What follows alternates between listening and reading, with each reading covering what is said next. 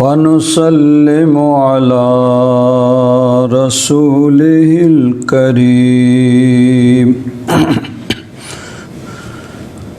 अम्मा बादु फ़अऊज़ु बिल्लाहि मिनश शैतानिर रजीम।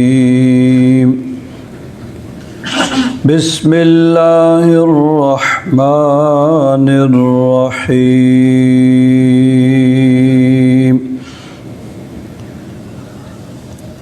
वला तक़ूलू लिमन युक़तलु फ़ी सबीलिल्लाहि अम्वात बल अहयाउं वलाकिन ला तशअरून।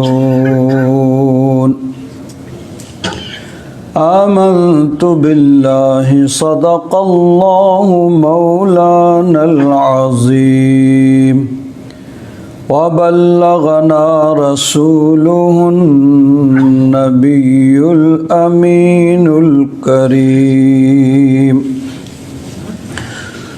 वनहनु अला ज़ालिका लमिनश शाहिदीन वश्शाकिरीन। सुभानअल्लाह। वल्हम्दुलिल्लाहि रब्बिल आलमीन। इन्नल्लाह व मलाइकतहु युसल्लूना अलन नबी या अय्युहल्लज़ीना आमनू सल्लू अलैहि वसल्लिमू तस्लीमा। अल्लाहुम्मा सल्लि अला सय्यिदिना व मौलाना मुहम्मदिन व अला आलि सय्यिदिना व मौलाना मुहम्मदिन व बारिक व सल्लिम सलातन व सलामन अलैका या सय्यिदी या रसूल अल्लाह व अला आलिका व अस्हाबिका या सय्यिदी या हबीब अल्लाह। बलगल उला बिकमालिही कशफद दुजा बिजमालिही हसनत जमीउ खिसालिही सल्लु अलैहि व आलिही। या साहिबल जमाली व या सय्यिदल बशर मिन वजहिकल मुनीर लक़द नुव्विरल क़मर ला युम्किनुस्सनाउ कमा कान हक़्क़ुहु बअदल खुदा बुज़ुर्ग तुई किस्सा मुख्तसर। हज़रात मोहतरम, माह मुहर्रमुल हराम का ये तीसरा जुमा है। कुरान मजीद फ़ुरक़ान हमीद की आया मुबारका जो आप हज़रात के सामने तिलावत करने का शरफ़ हासिल किया है। अल्लाह तबारक व तआला इरशाद फरमाता है वला तक़ूलू लिमन युक़तलु फ़ी सबीलिल्लाहि अम्वात। जो अल्लाह की राह में कत्ल किए जाएं उन्हें मुर्दा ना कहो। बल अहयाउं वलाकिन ला तशअरून। सुभान अल्लाह। बल्कि वो ज़िंदा हैं लेकिन तुम उनकी ज़िंदगी को समझते नहीं, तुम्हें शऊर नहीं है। अब एक आदमी मैदान जंग में जब कत्ल होता है तो उसकी रूह परवाज़ कर जाती है, रूह निकल जाती है। तलवार से, नेज़े से, भाले से, तीर से पहले ज़माने में होता था। अब उसके बाद बंदूक, तोप और अब क्या क्या चीज़ें, मिसाइल ईजाद हुए हैं जो जंग में इस्तेमाल होते हैं।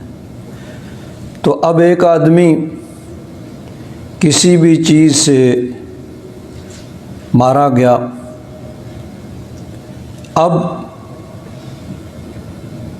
एक तरफ अहले हक हैं, एक तरफ अहले बातिल हैं, दोनों तरफ जाने जा रही हैं। लेकिन जो हक की खातिर लड़ रहे हैं उन्हें शहीद कहा गया। अल्लाह तबारक व तआला ने फरमाया कि तुम उन्हें मुर्दा ना कहो बल्कि वो ज़िंदा हैं, हाँ तुम्हें उनकी ज़िंदगी का शऊर नहीं है। अब कोई सोच सकता था कि ठीक है भाई, अल्लाह तबारक व तआला का हुक्म है तो हम उनको मुर्दा नहीं कहते, लेकिन रूह तो उनकी निकली है और इसी का नाम मौत है। कोई घर में अपने बिस्तर पे, कोई हॉस्पिटल में, कोई किसी हादसे में, कोई किसी बीमारी में फौत होता है, रूह निकल जाती है, भाई मौत वाक़या हो गई। तो इसी तरह जो मारकाए हक़ व बातिल में हक़ की खातिर लड़ते हुए जिन्होंने अपनी जान कुर्बान की, रूह तो उनकी भी निकली। ठीक है, उन्हें हमको मुर्दा नहीं कहते, लेकिन हैं तो वो मुर्दा। अल्लाह तबारक व तआला ने इस चीज़ से भी मना फरमा दिया। दूसरी आयत में इरशाद फरमाया, वला तहसबन्नल्लज़ीना क़ुतिलू फ़ी सबीलिल्लाहि अमवाता। जो अल्लाह की राह में कत्ल किए जाते हैं उन्हें मुर्दा कहना तो दरकनार, उन्हें तुम मुर्दा गुमान भी ना करो, दिल में भी ये ख्याल ना लाओ। बल अहयाउन इंद रब्बिहिम युर्ज़क़ून,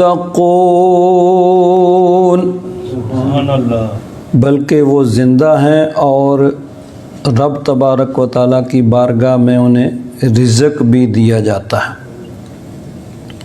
तो अब ना उन्हें मुर्दा कहो, ना मुर्दा गुमान करो। अब यहाँ ये याद रखें कि इस दुनिया में सब पे मौत तारी होती है। जिस तरह बाकी लोगों पे मौत तारी होती है, इसी तरह शुहदा पर भी मौत तारी होती है। कुल्लु नफ्सिन ज़ाइक़तुल मौत, हर नफ्स ने मौत का जायका चखना है। जो भी इस दुनिया में आया है उसने मौत का जायका चखना है।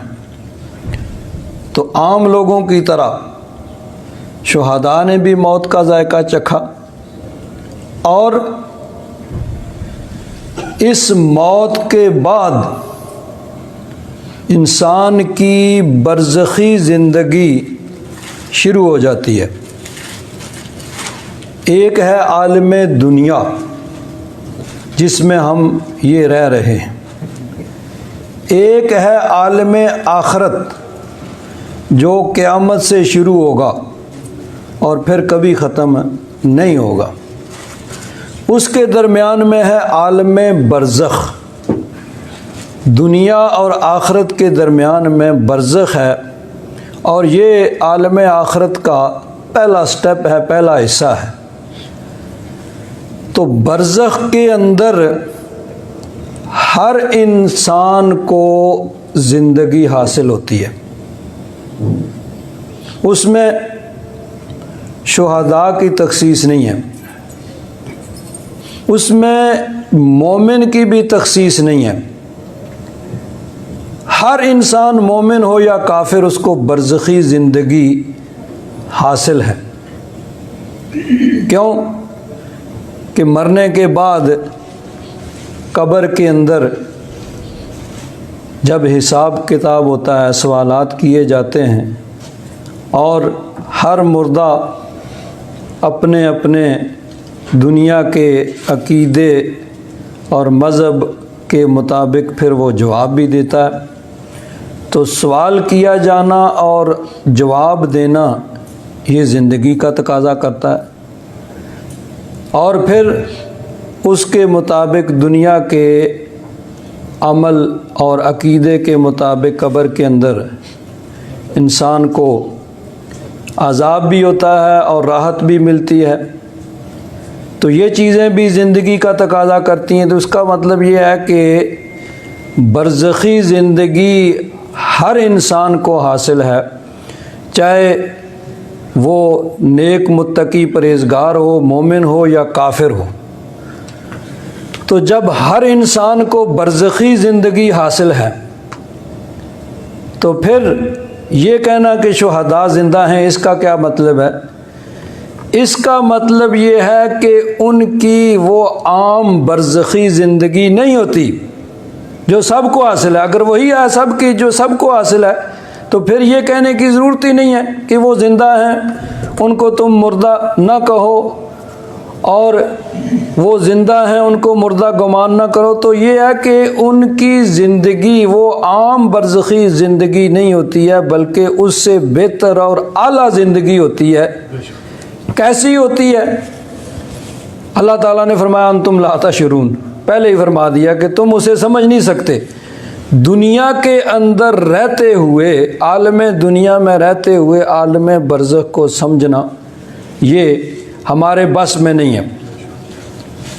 मसलन देखिए, इंसान जब फौत हो जाता है तो हुक्म ये है कि मुर्दे के साथ बाज़ मामलात में जिंदों वाले उसके साथ मामला किया जाए और जिंदों वाला रवैया उसके साथ इख्तियार किया जाए। तमाम मामलात में नहीं, बाज़ मामलात में। मसलन ये कि गुस्ल देते हुए ठंडे गर्म पानी का ख्याल रखा जाए, पर्दे का ख्याल रखा जाए, इसी तरह जिस्म को काटा ना जाए वगैरह। तो ये बाज़ अहकाम में जिंदों वाले मामलात उसके साथ किए जाते हैं, सारे मामलात नहीं। अब उसको दफन किया जाता है, जाहिर बात है कि ज़िंदे को तो इस तरह नहीं कर सकते। तो बाज़ मामलात में मुर्दे को जिंदों वाले अहकाम दिए गए हैं, उसके साथ उस तरह का रवैया इख्तियार करने का हुक्म दिया गया है, तमाम मामलात में नहीं। लेकिन वो चूँकि इस दुनिया से जा चुके हैं, अब उस बरज़ख की ज़िंदगी को हम नहीं समझ सकते इस दुनिया में रहते हुए। तो ये आम बरज़खी ज़िंदगी जो है ये सबको हासिल है, लेकिन शुहदा की जो तखसीस की थी उसका मतलब ये है कि उनकी ज़िंदगी उनसे बेहतर और आला है। कैसी है वो हम नहीं समझ सकते। अब देखिए, बरज़खी ज़िंदगी और दुनिया की ज़िंदगी में क्या फ़र्क है।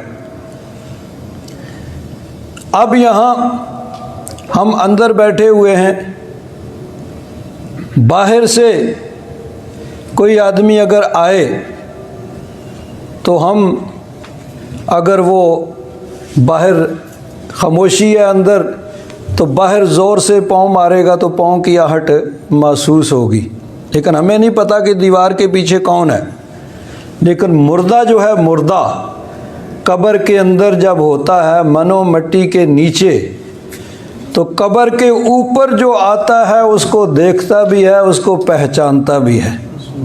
इसका मतलब है बरज़खी ज़िंदगी जो सबको हासिल है वो इस दुनिया की ज़िंदगी से इस एतबार से वो यानी वो है कि ज़िंदा इंसान दीवार के पीछे नहीं पहचान सकता, लेकिन वो कब्र के अंदर रहते हुए पहचान रहा है, उसकी आवाज़ भी सुन रहा है। अब हम जो अकीदा या नज़रिया है वो अल्लाह रसूल के हुक्म के मुताबिक होता है। अल्लाह रसूल का हुक्म है भाई वो ज़िंदा हैं, ठीक है भाई, हमारी अकल में अगर नहीं आ रहा तो ना आए, ये हमारी अकल का कसूर है। वो ज़िंदा हैं, कैसी ज़िंदगी है? अंतुम ला तशउरून, तुम्हें उसका शऊर नहीं है। बल अहयाउन वलाकिन ला तशउरून, हाँ तुम्हें शऊर नहीं, हम समझ नहीं सकते इस आलम दुनिया में रहते हुए उनकी ज़िंदगी को। तो अकीदा जो होता है वो अकल से नहीं बल्कि अल्लाह रसूल के हुक्म से बनता है। आप ज़रा गौर कीजिए, शुहदा उनके जिस्मों से जानें निकली, उनके जिस्मों के बाज़ के टुकड़े हुए, लेकिन कब्रों में गए हुए भी उनको सैकड़ों बरस कईयों को हो गए, लेकिन वो ज़िंदा हैं। क्यों? अल्लाह तबारक व तआला का हुक्म है। तो अल्लाह तबारक व तआला के हुक्म के सामने हम सरेंडर करते हुए अपनी अकल को छोड़ के मानते हैं वो ज़िंदा हैं, और बरज़खी ज़िंदगी जो सबको हासिल है वो नहीं बल्कि उससे अलग उनकी ज़िंदगी है। अगर वही होती तो फिर ये कहने की ज़रूरत न पड़ती। अब ज़रा गौर कीजिए, नबी करीम सल्लल्लाहु अलैहि वसल्लम का इरशाद ग्रामी है, हुजूर नबी करीम सल्लल्लाहु अलैहि वसल्लम ने सहाबा इकराम से फरमाया कि जुमा के दिन मुझ पे दुरूद पाक की कसरत किया करो कि ये हाज़री का दिन है, इसमें फ़रिश्ते हाज़िर होते हैं।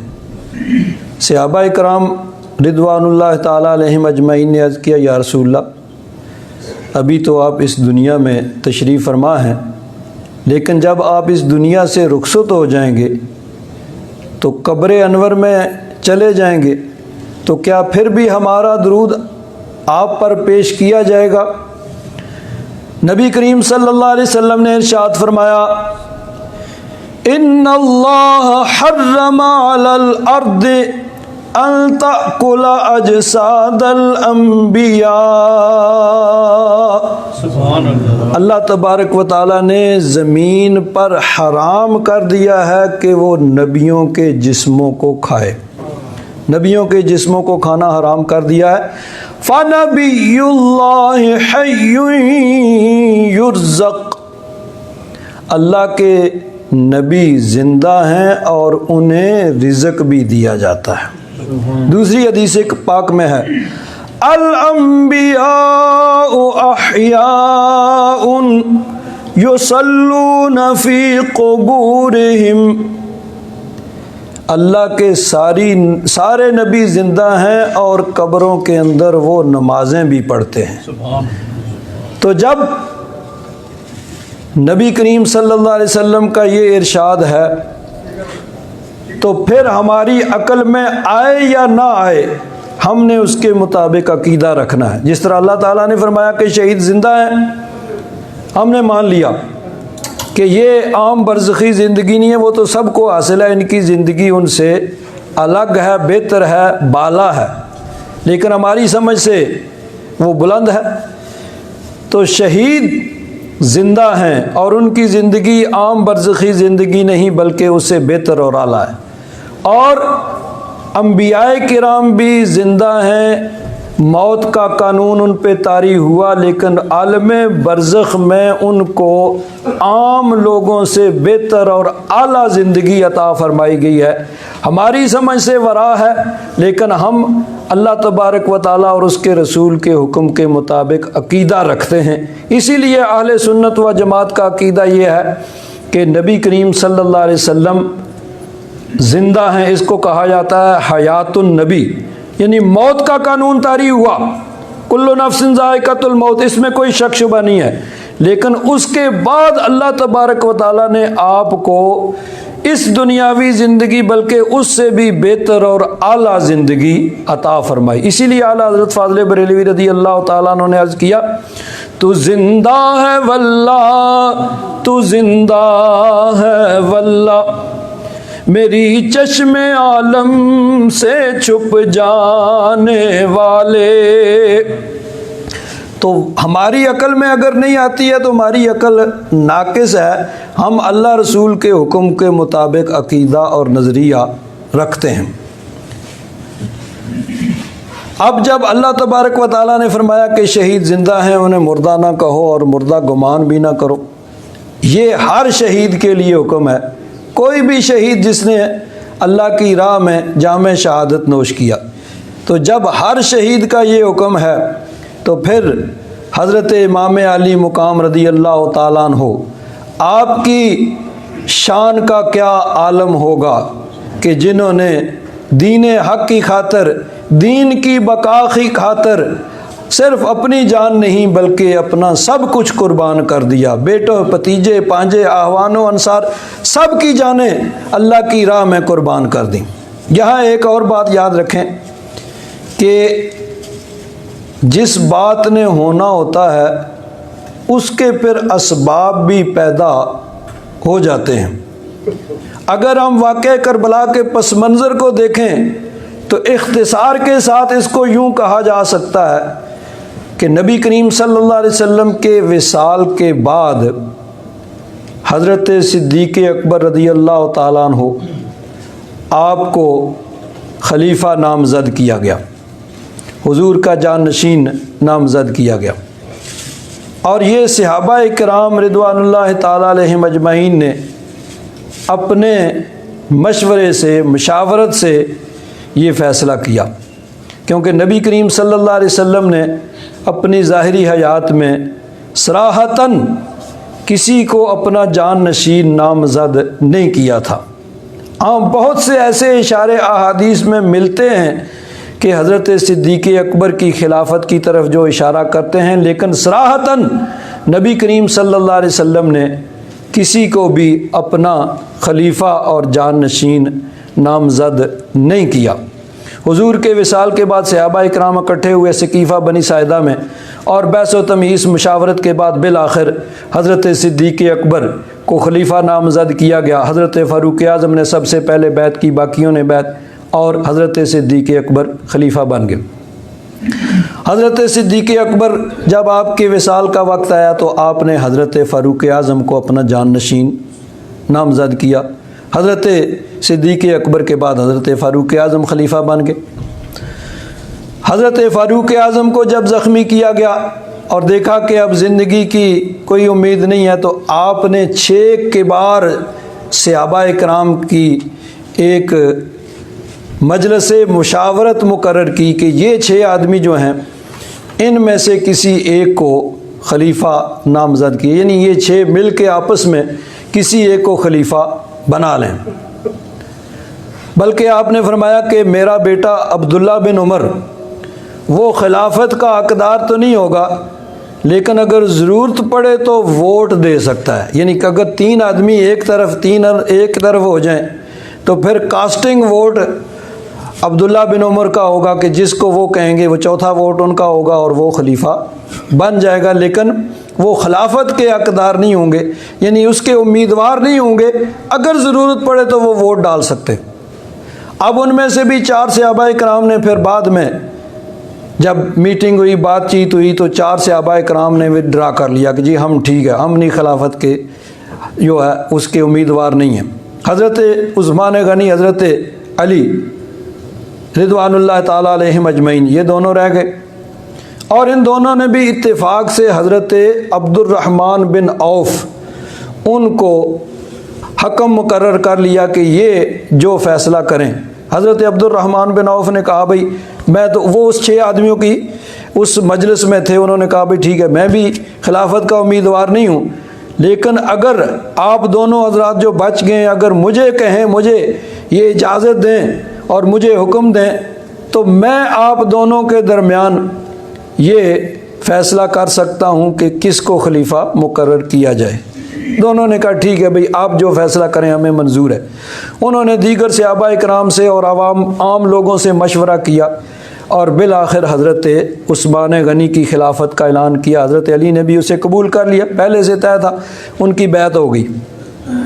हज़रत उस्मान गनी की शहादत के बाद अब इख्तिलाफ शुरू हुआ।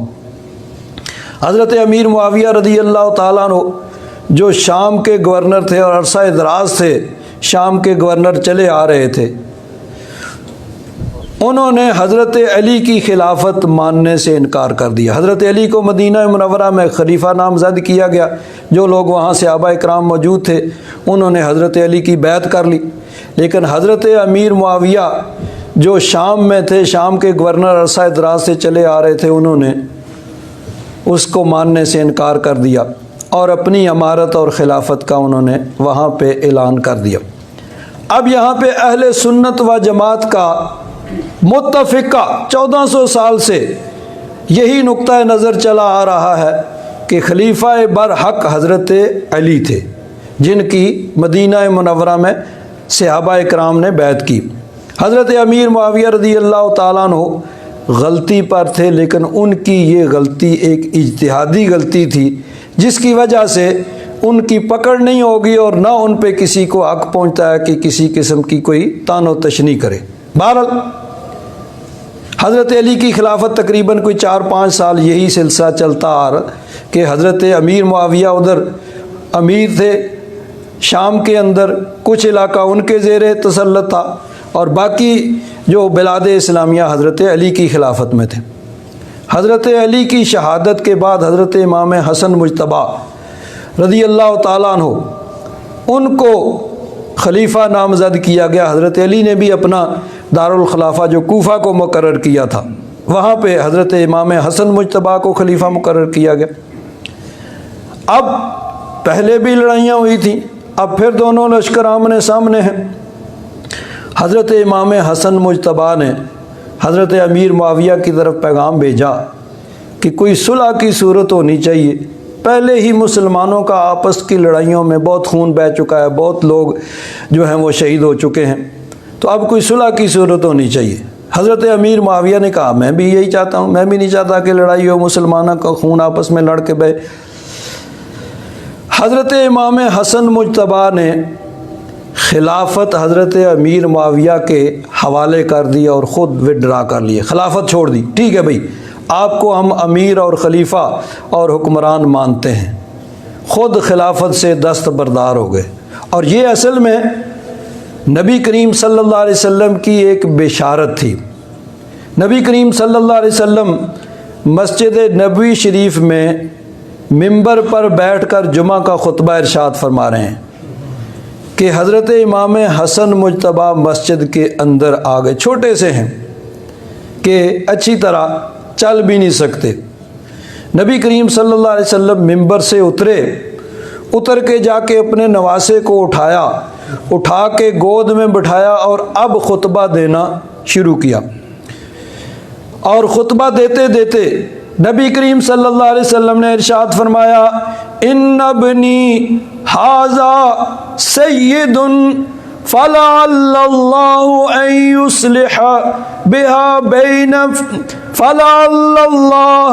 युस्लिह बिही बैन फ़िअतैन अज़ीमतैन मिनल मुस्लिमीन।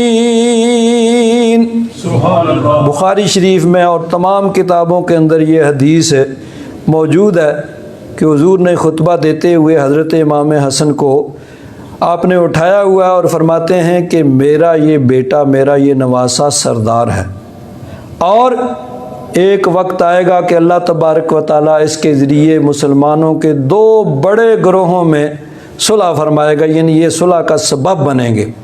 तो हुजूर की उस पेश गोई, हुजूर की उस खुशखबरी के मुताबिक हज़रत इमाम हसन मुज्तबा ने खिलाफत हज़रत अमीर मुआविया के हवाले कर दी और ख़ुद खिलाफत से दस्तबरदार हो गए। उसमें जो वायदा हुआ था उसमें ये था, एक शिक ये थी कि हज़रत अमीर मुआविया के बाद इमाम हसन वो खलीफा बनेंगे। ये मुआहदे में एक शिक लिखी गई थी। अब यजीद जो था, यजीद उसने सोचा कि हज़रत अमीर मुआविया का बेटा था वो, उसने सोचा कि अमीर मुआविया बूढ़े हो गए हैं, कल इनका इंतकाल होगा, तो मुआहदे के मुताबिक इमाम हसन जो हैं वो खलीफा बन जाएंगे और मैं तो फिर साबिक हुक्मरान का बेटा, बस मेरी यही हैसियत होगी। उसने अपने दोस्तों से मशवरा किया। जाहिर बात है उसके दोस्त भी उसी तरह के होंगे जिस तरह का वो था। उन्होंने कहा देखो अगर हुकूमत लेनी है तो फिर ये जायज़ नाजायज़ के चक्कर में ना पड़ो, ये जायज़ नाजायज़ वाली बातें देखते रहोगे तो फिर हुकूमत नहीं मिलेगी। कल हज़रत अमीर माविया की आंखें बंद होंगी तो वो खलीफा बन जाएंगे और तुम फिर साबिक़ हुक्मरान के बेटे बन के रह जाओगे। तो ये अगर हुकूमत लेनी है तो फिर ये जायज़ नाजायज़ वाली बातें नहीं देखो। फिर उसने कहा क्या करूं? उन्होंने कहा रोटी तो कानों से तो नहीं डालते हो ना, मुंह से ही डालते हो, हमारी बात समझ नहीं आ रही। उसने कहा समझ तो आ रही है, तो बात ठीक है। फिर उसने क्या किया, हज़रत इमाम हसन को जहर दिलवाया। हज़रत इमाम हसन की शहादत हो गई। अब उसके लिए रास्ता साबित हो गया, रास्ता जो है खाली हो गया। हज़रत अमीर माविया का विसाल हुआ तो यजीद खलीफा बन गया। खलीफा बनते ही उसने हज़रत इमाम हुसैन पर दबाव डालना शुरू कर दिया कि मेरी खिलाफत को मानो, मेरी बैत करो। तो ये एक मुख्तसर सा पस मंज़र है वाक़या करबला का कि यजीद इस तरह जब खलीफा बना तो उसने हज़रत इमाम हुसैन पर दबाव डाला। हज़रत इमाम हुसैन जानते थे, अपनी आँखों से देख चुके थे उसके किरदार को कि वो शराबी, बदकार, फासिक व फाजिर और इस्लाम की शरीयत की हदों को तोड़ने वाला है। इसलिए आप उसकी खिलाफत को मानने से इनकार फरमा रहे थे कि ये आदमी खलीफा नहीं बन सकता। जब उसका दबाव बढ़ा, हज़रत इमाम हुसैन मदीना मुनव्वरा को छोड़कर मक्का मुकरमा चले गए कि शायद वहाँ सुकून मिले। लेकिन अब ये क़ज़ा व क़दर, तकदीर के जो फ़ैसले थे वो तकदीर के फ़ैसले नाफिज होने का वक्त आ गया था कि हज़रत इमाम हुसैन आली मुकाम रदी अल्लाह ताला अन्हु मक्का पहुँचे। मक्का शरीफ में भी कूफा वालों के ख़त आने शुरू हो गए कि आप यहाँ तशरीफ़ लाएँ, हम आपकी क़यादत में हक़ की खातर लड़ेंगे, अपनी जानों के नजराने पेश करेंगे। तो हज़रत इमाम आली मुकाम रदी अल्लाह ताला अन्हु शरअन अब आपके पास कोई उज़र नहीं था कि जाएं। अब फिर आप कूफा वालों की दावत पे चलते चलते बिल आखिर मैदान करबला में पहुँचे। कूफा से पहले रास्ते के अंदर ही ये मैदान था। वहाँ जब पहुँचे, वहाँ पे आप जब वैसे तो चलते चलते मुसाफिर ठहरते हैं तो वहाँ इसी तरह ठहरे, लेकिन किसी से पूछा भाई इसका नाम क्या है? उसने कहा जी इसका नाम है करबला। जब आपने सुना फ़ौरन सारी चीज़ें जो नबी करीम सल्लल्लाहु अलैहि वसल्लम के इरशादात थे वो सारे के सारे जहन में आ गए। आपने कहा कि फिर यही मुकाम है कि जो नबी करीम सल्लल्लाहु अलैहि वसल्लम ने फरमाया था। एक शायर ने आपके इरशादात का यूँ तर्जमा किया है कि आपने फरमाया, दुश्मन यहाँ पे खून हमारा बहाएंगे, जिंदा यहाँ से फिर के कभी हम न जाएंगे। आले नबी का होगा इसी जा पे इम्तिहान, सब तिश्ना लब यहाँ पे सर अपना कटाएंगे। और करबो बला है नाम इसी सरजमीन का, बच्चे यहाँ पे पानी का कतरा न पाएंगे।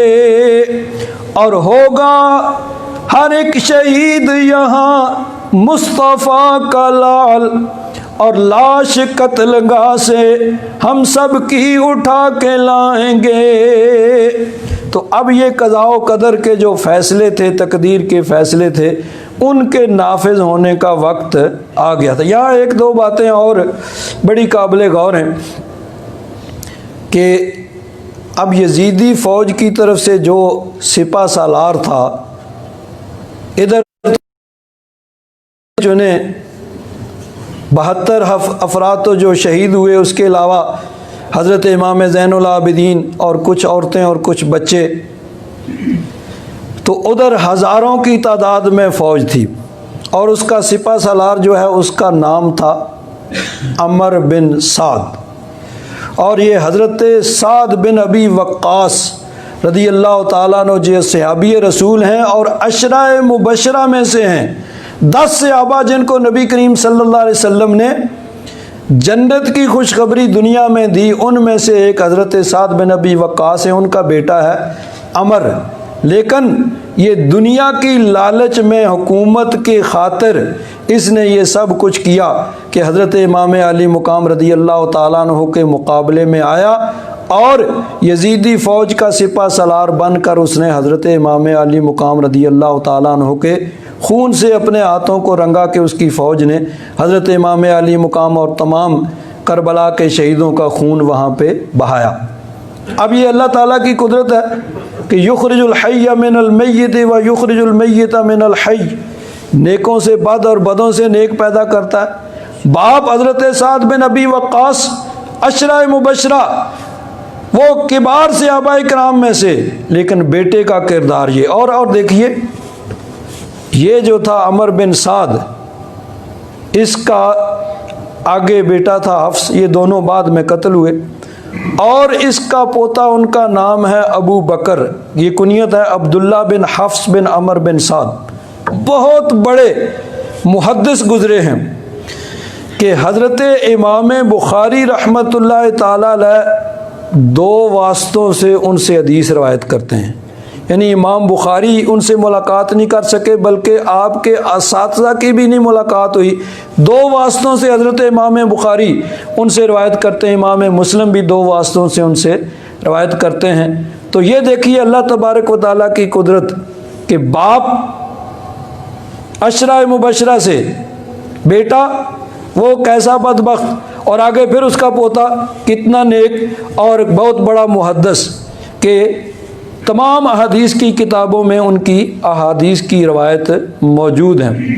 तो ये यानी दुनिया की खातिर जिस तरह यजीद ने दुनिया की खातिर अपनी आकबत को तबाह किया, कि इसी तरह अमर बिन साद उसने भी दुनिया की खातिर, हुकूमत की खातिर हज़रत इमाम अली मुकाम रदी अल्लाह ताला अन्हु के खून से अपने हाथों को रंग के अपनी आखिरत को तबाह किया।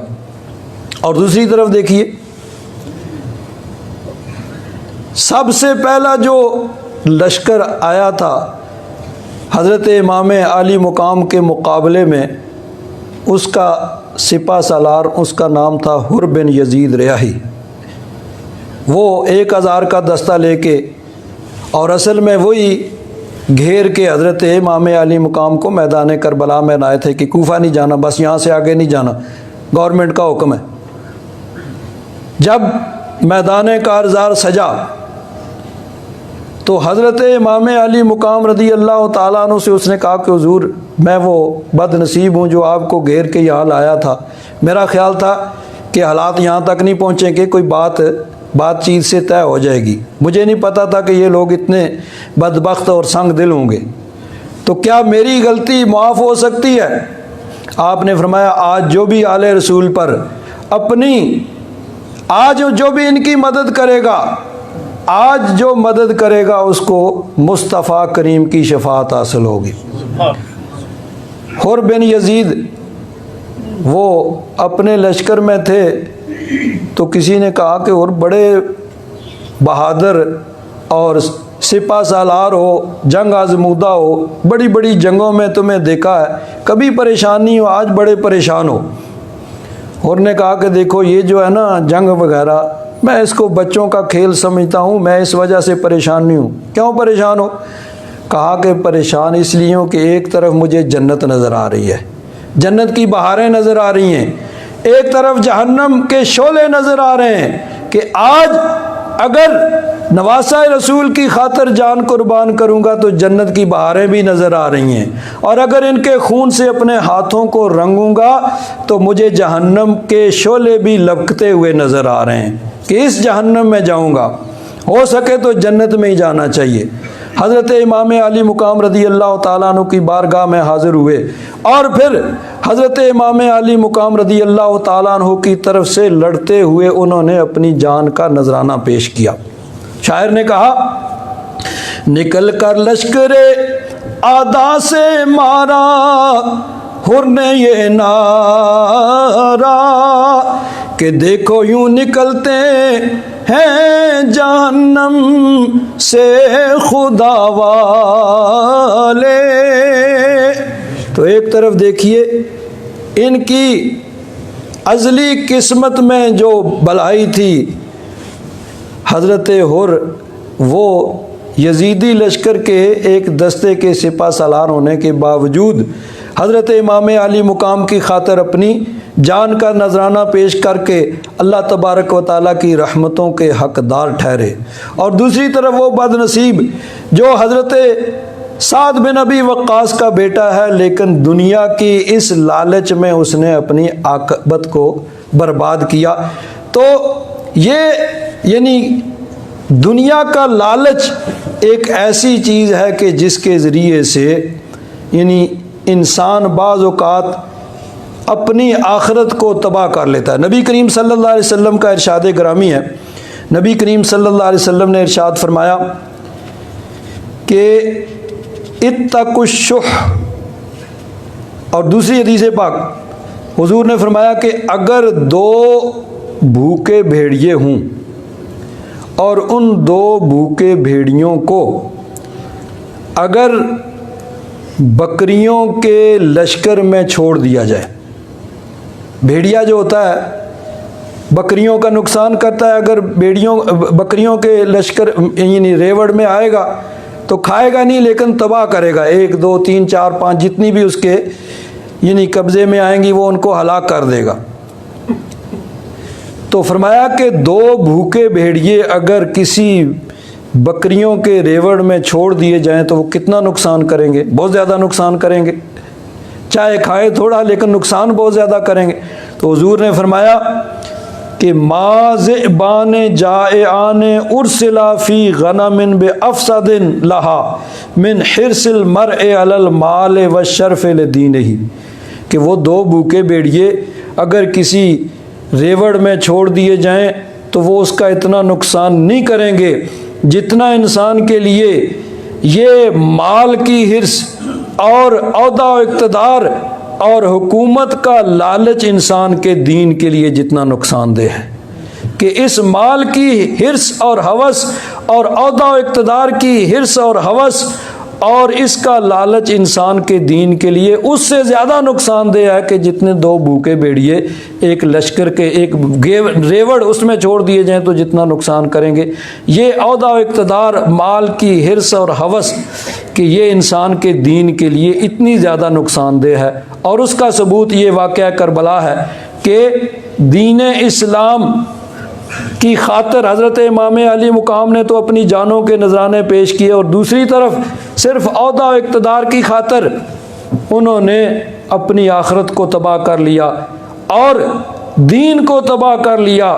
और फिर क्या हुआ कि वो भी हाथ ना आया जिसकी खातिर उन्होंने दीन को छोड़ा था, वो भी उनके हाथों नहीं आया, वो भी जाता रहा। लेकिन उन्होंने इस औहदा इक़्तिदार, हुकूमत और अमारत की खातिर उन्होंने अपने दीन को तबाह कर लिया।